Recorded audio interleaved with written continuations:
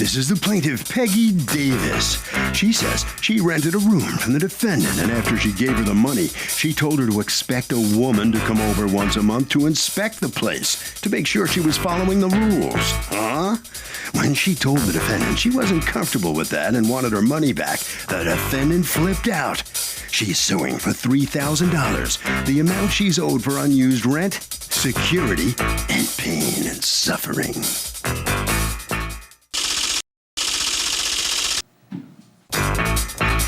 This is the defendant, Sharon Lee Huntley. She says the plaintiff was in desperate need of a place to live because her boyfriend was abusing her and she wanted to get away from him.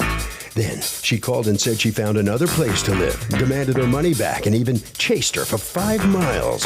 That's when she called the cops and decided to let the courts handle it because there's definitely something wrong with the plaintiff. She's accused of being paranoid.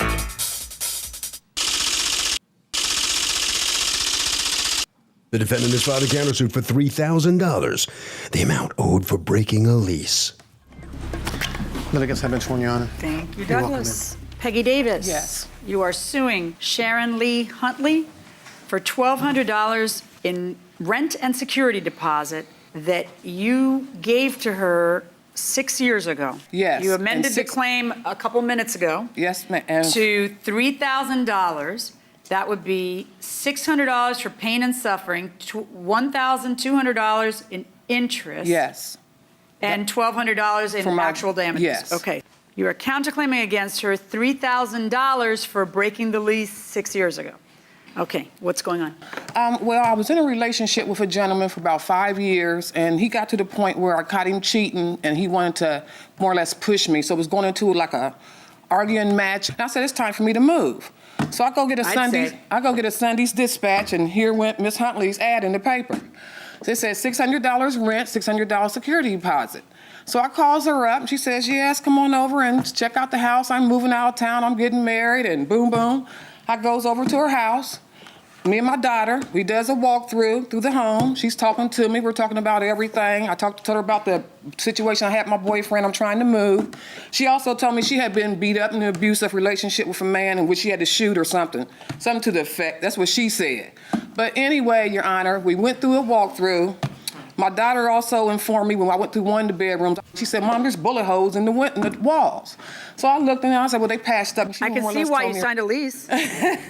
Well, so she said, come back the next day. I'll have the lease ready and the key and all that. Now, as I was speaking to her about the lease, there's a gentleman in her house doing her kitchen floor. She told me a gentleman in her house doing what? He's doing her floor. Oh, doing her floor. Yes, he's doing her floor. I thought you said going on. Okay, go on. But she tells me that she's not going to pay him because he's not doing it right. So right then was the red flag for me. When you're telling me you're not going to pay a man The bullet holes were not a red flag for you? Yes.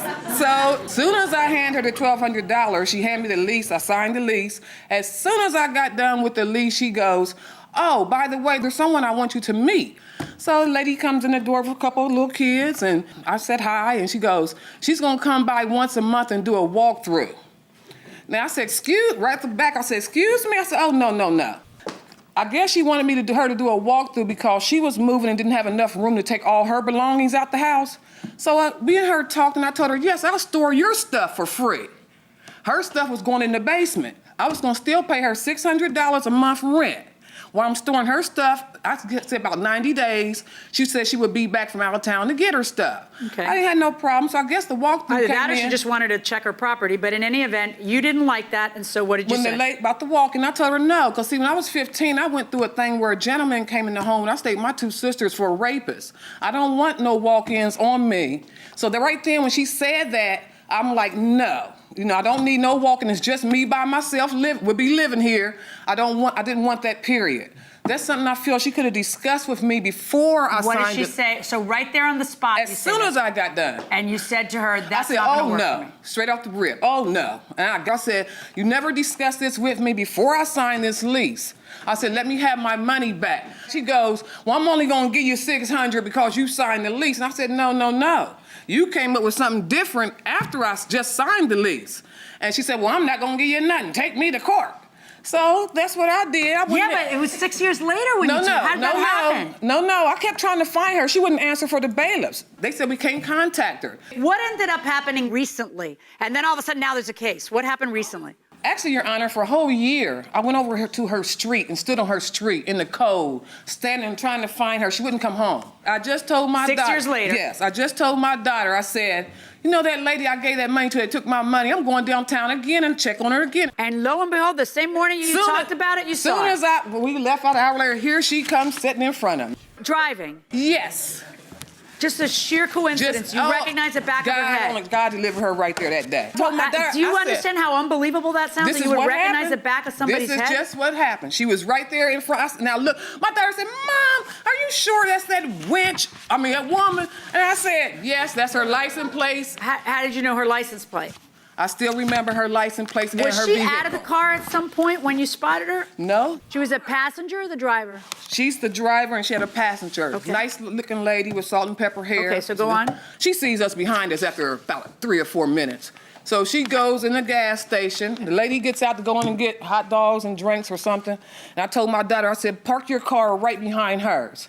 Like she knew you were blocking her in? Oh, I got out the car. And I went up to her door, and she's already bleeding down like she's going after a gun. Well, I didn't care about that. I said, I'm calling the police on you right now to get your information for us to come to court about my money. And she goes, she didn't say anything then. I didn't either. I went back into the car and called the police in my daughter's car. So her lady comes out in her car, and she tells her lady to go and tell the manager to ask me to move from behind her. And the manager did come to me and he said, ma'am, this lady wants you to move from behind her. I said, sir, this is a court matter of me giving her $1,200 in 2005 and she ran off. He said, ma'am, I will call the police as well. Right then, she started boogieing on out of there, you know. So we pull up behind, I see McDonald's and she's turning that way to I said, oh, she's going to Mickey D's.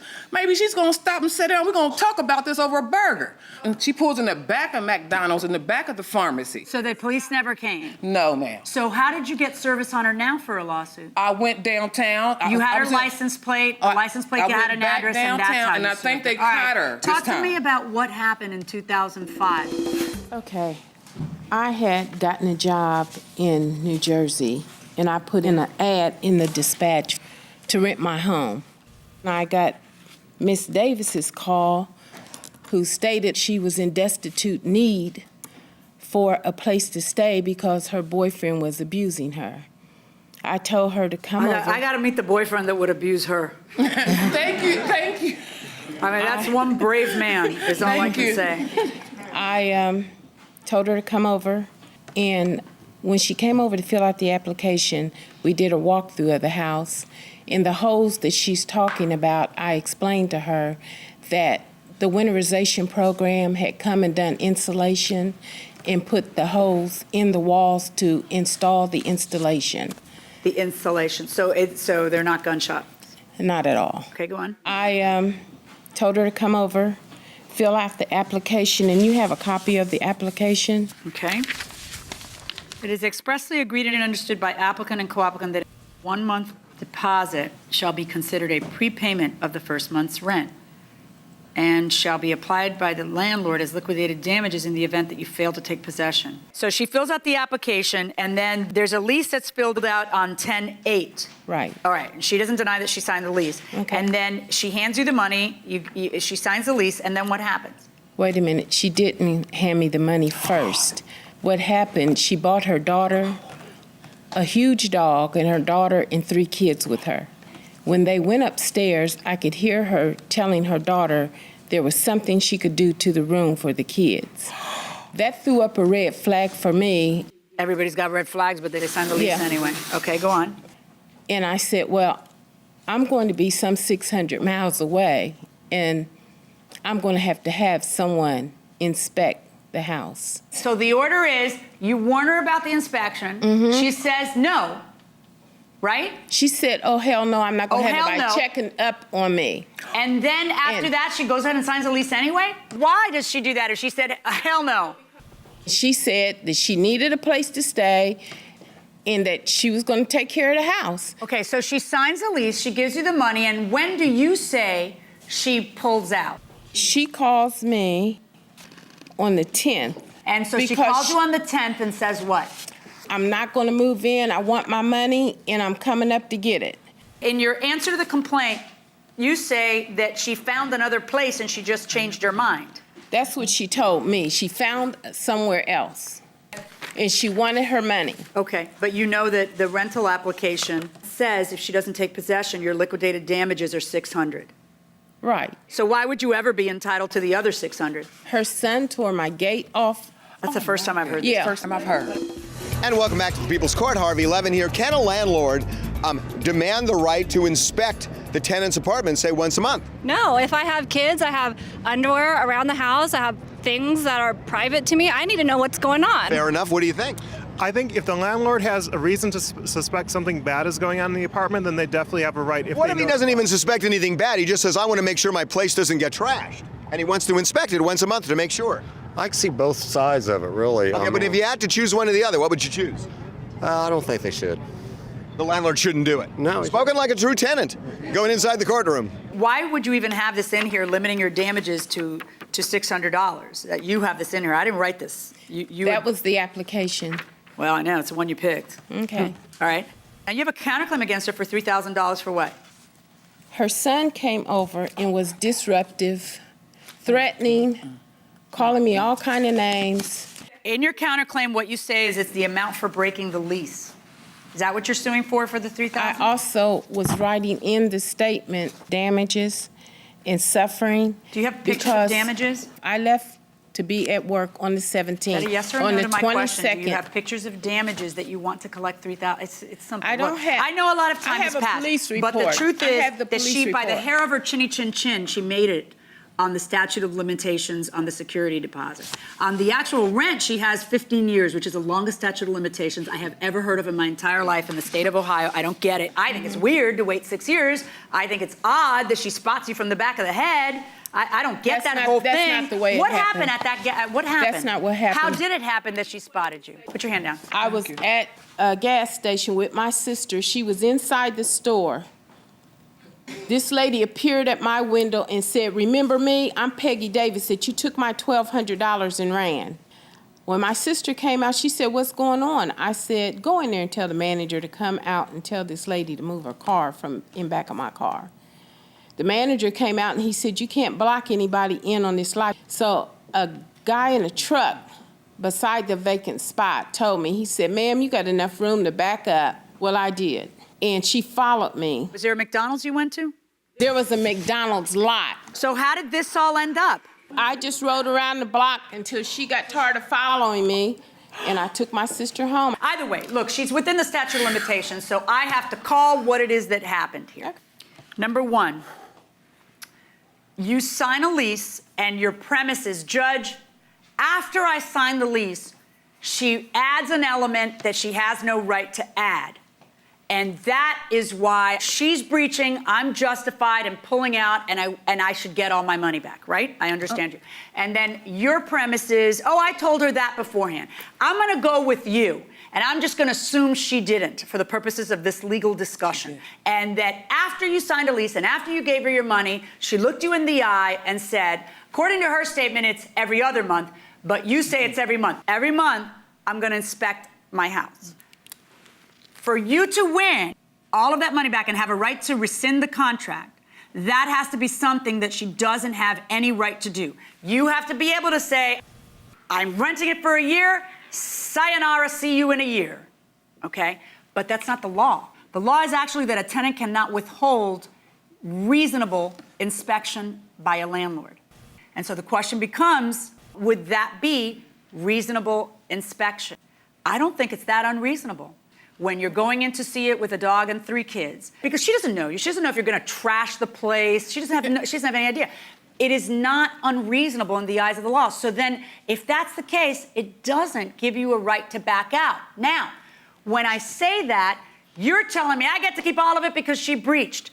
But you're the one who hands me a rental application wherein you know what liquidated damages means? Yes. Liquidated damages means that we are predetermining, the two of us, that if X, then I only get $600. Now, the odd part is if this wasn't here, You would have an argument to make that, hey, it took me 3 months to get somebody, so I should keep the 2 months. But because you put this in here, you have liquidated your own damages. And in it says that you're only entitled to keep $600. So you would never have the right to keep the other $600 based on this. We're done. $600, a verdict for the plaintiff. On your counterclaim against her, because of the reasons I just said, 0.